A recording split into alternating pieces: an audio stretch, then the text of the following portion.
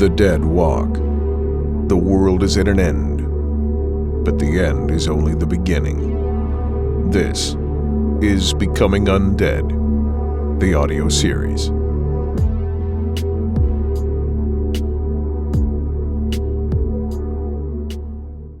Hey, I don't know exactly who's listening to this or why I am wasting my precious resources to record it.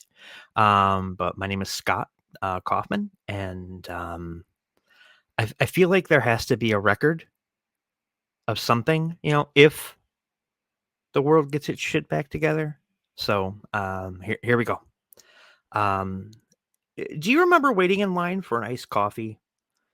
Just to kind of get you through the day while you sit in your cubicle. Then you dive through that giant stack of paperwork that your boss left you, and then everything starts to just kind of blend together. Yeah, and then after that, it's off to lunch where you eat the same thing that you've had day after day after day. And then the whistle blows and you go back to your desk and you finish the day. And then you head home to warm up that TV dinner and you watch mindless sitcoms. And I mean, now that the dead are walking, how are things really any different? I think it's been weeks since things really went all upside down. Maybe. I know my beard is a little thicker and the trees are a little fuller with leaves and the temperatures have risen. And with that comes like the humidity that the Midwest is known for. I've never missed air conditioning as much as I do now. You really want to open a window and kind of let in that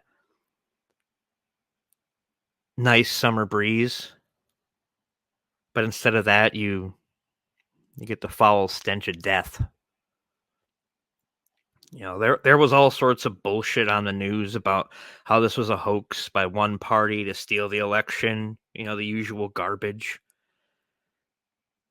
Playing politics with people's lives.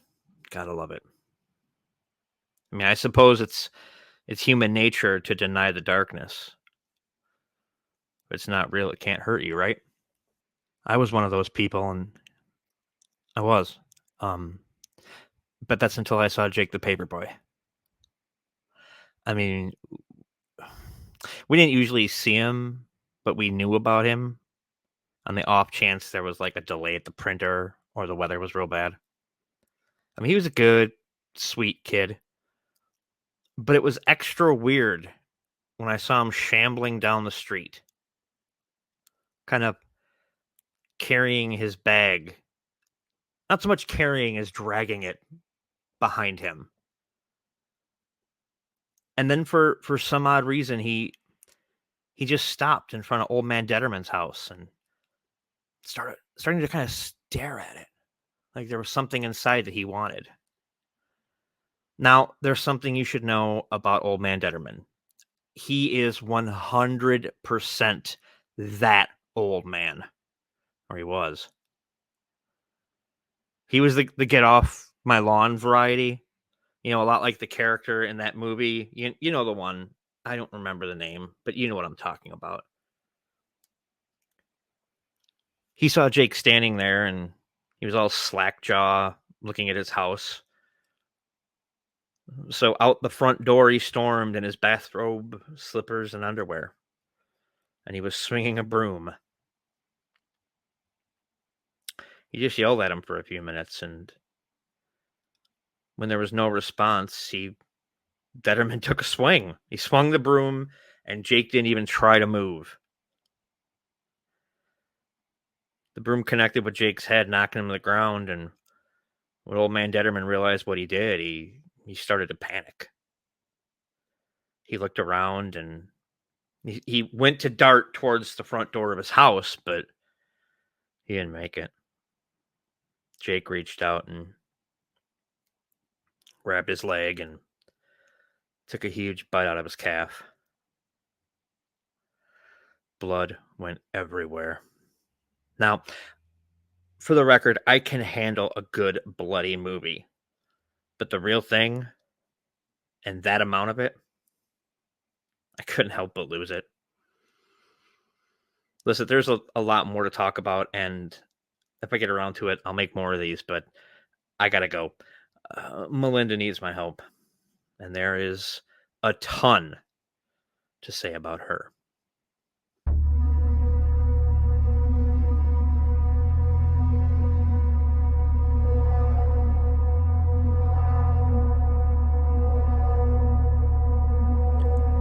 Becoming Undead, the audio series, is a RONCO production, written and performed by Ron Perty. Music by Paul Billups. Opening voiceover by Jason Stevens of jasonsvoices.com.